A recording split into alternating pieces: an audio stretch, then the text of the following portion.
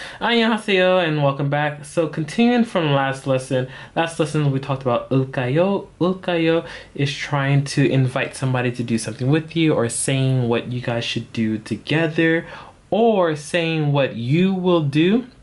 If you were saying something like, I will close the door, like asking if that's kind of like okay for me to close the door, you can use ulkayo. Your intention to do something or your intention to do something with someone else, if it's like a group activity or something like that. But today we are going to learn upshida and shida. The difference between this and the last one is this one is now saying what we should do together. So first you would use something like ulkayo to ask, should we do this? Like, should we eat ramen? Would you like to eat ramen? That would be ulkayo. And piupshida or upshida would be like, yeah, let's eat ramen together. Or, yeah, let's do that together. That would be piupshida, upshida. The only difference between this is that this one is informal. So this is something that you use with your friends. This is something that you would not use with your parents or grandparents, your boss or something like that. Ulkayo you can use to somebody in a formal matter, but piupshida or upshida is something that you only use with somebody that is around your age or something like that. So in class, we actually have to answer questions like this and give answers, but we had to give the answers to our teacher, but normally she said like that's something you can't do. We had to do it for practice, but she said to remember that this is something you can't actually tell her or somebody that you should be using something formal to or honorific to. So just keep that in mind, that this is an informal ending. The first thing we should go over is conjugation and how to actually conjugate upshida and piupshida. So we have upshida or piupshida. Like we said, this is used to express an intention of doing a certain action together, so of doing something with somebody else and so forth. Just remember that this is informal. So it's something that you cannot use with a boss or someone that should be revered. But upshida, piupshida, same thing. Pachim, is으면, we use upshida.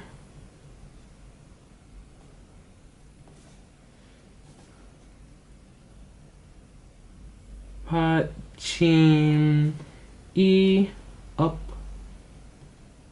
없으면, if there is no 받침, then we use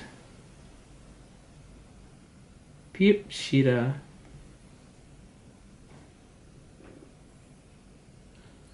So like always, that's what the open vowel is for. It helps so you can yun some things over or liaison patchims over so that it's easier to say things and it's more clear. But let's start with, again, like ikta.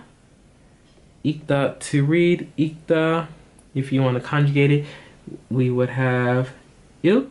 So first you drop the ta, so there is no ta anymore.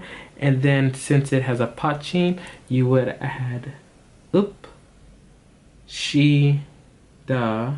So you get ilgupshida, ilgupshida. So let's read. So let's read together or something like that. And then the same thing, if we use anda to sit, we have an, and it has a patchim, so we add up, she, da. So anjupshida. So let's sit here. So like yogie anjupshida, let's sit here. And then we have maybe, let's go with peuda this time, since we did sada last time. So peuda. So peuda. We have pay u shida. Remember that there's no final pachim, so pay up shida, pay up shida. And that would be how you conjugate it with the pachim or without a pachim. Pay up shida.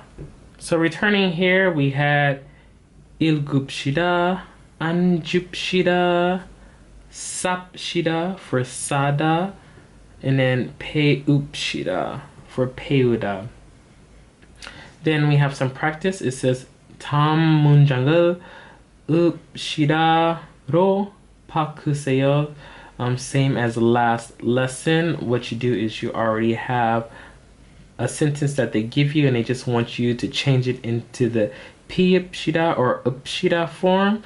So the first one says 과일을 사요, and then you change it to 과일을 삽시다. And then you have 2, 3, and 4. Which you do the same things to, you just change the first sentence into the piup or upshida form. Then on the bottom we have 대화를 완성하세요, same as last time. You have a example here. It says 한국 요리를 배울까요? So using that kayo form from the last lesson, 배울까요? So 한국 요리, Korean food, 배울까요? So should we learn to cook or to make Korean food? And then it says 좋아요, 배웁시다, let's learn. That sounds good, let's learn how to do it. And then same thing here, you have 1, 2, 3, 4. You're giving your 갈까요, so the 일까요 or 올까요 from last lesson. 공원에 갈까요? Should we go to the park or shall we go to the park? Probably better. Then it says 좋아요, and then you just give your answer. 공원에 갑시다. Let's go to the park. And that is pretty much it. You just do that for 1, 2, 3, and 4. So like I said, it's showing you that you can use 올까요 with piupshida or upshida. The only thing different is that if you put this together, so you have the 갈까요 and the kapshida, you're talking to your friend or somebody that you're close with. They're using the 갈까요 because you can formally say something to a friend, but usually you probably just say like 갈까 instead of 갈까요. And then the upshida or piupshida is only used with somebody that is your friend, not somebody that is someone that you don't use casual speech with. So just make sure that you remember that even though it's showing it here, it's for example to show you that you can use both of them together. And then next here is the full page, just in case you couldn't see it the other way.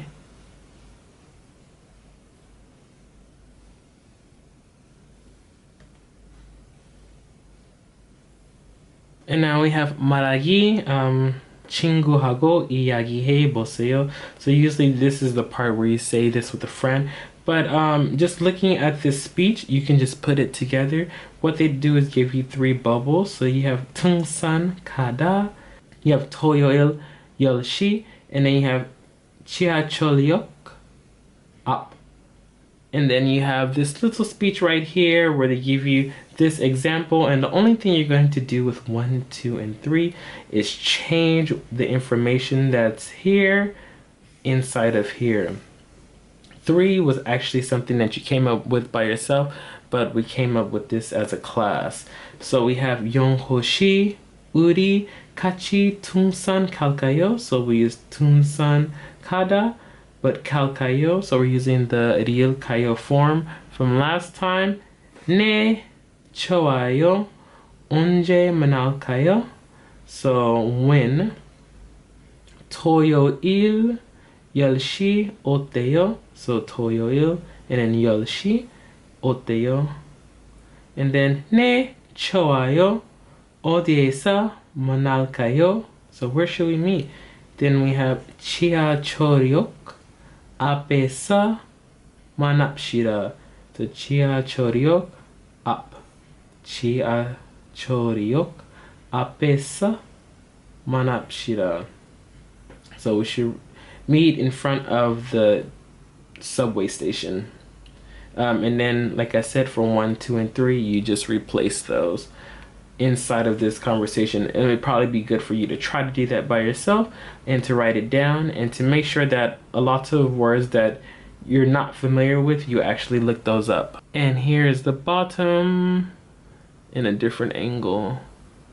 After that, you have the final page where you have an 읽기, so it's something that you need to read. 글을 읽고 질문에 답하세요. So you read this paragraph and then you answer the 2 questions right here.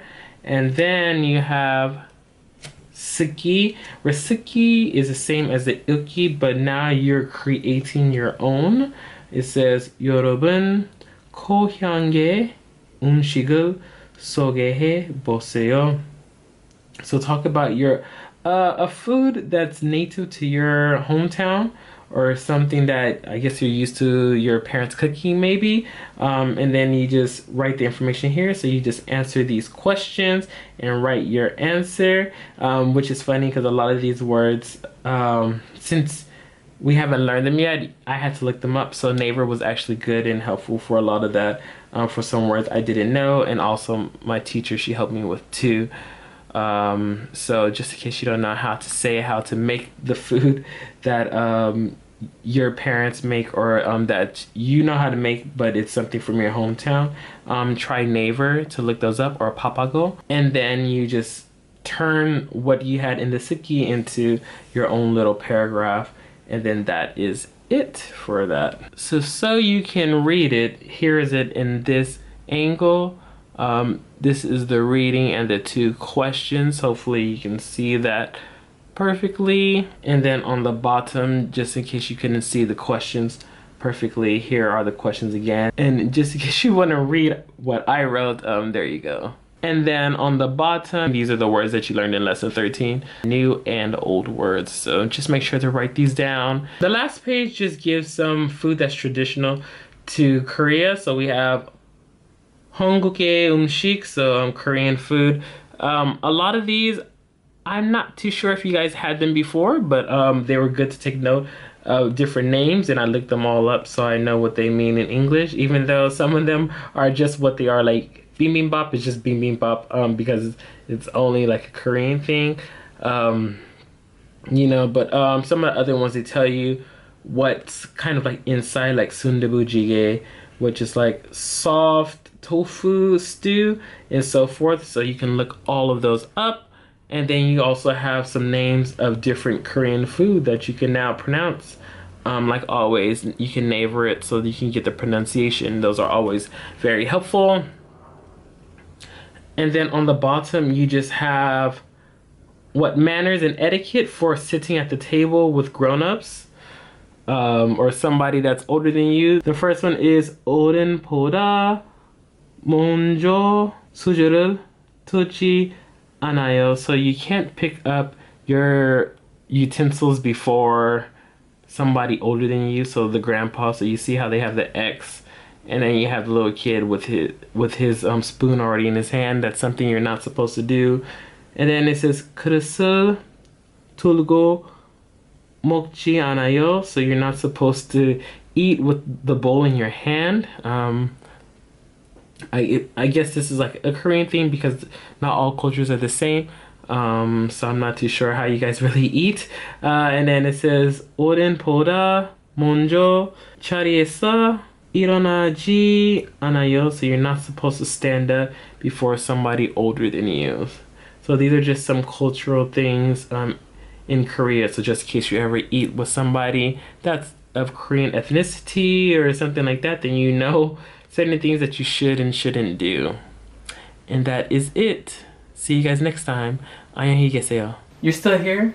Thanks for watching the video until the end. Please don't forget to check out the description box below for info on my friends that were in the video. Hi! Product links, my other social media platforms, and my new product designer. If you guys love the video, please don't forget to like and subscribe. And don't forget to comment, because I really love reading and writing back to comments that fans leave. And thanks for watching. See you guys next time. Bye.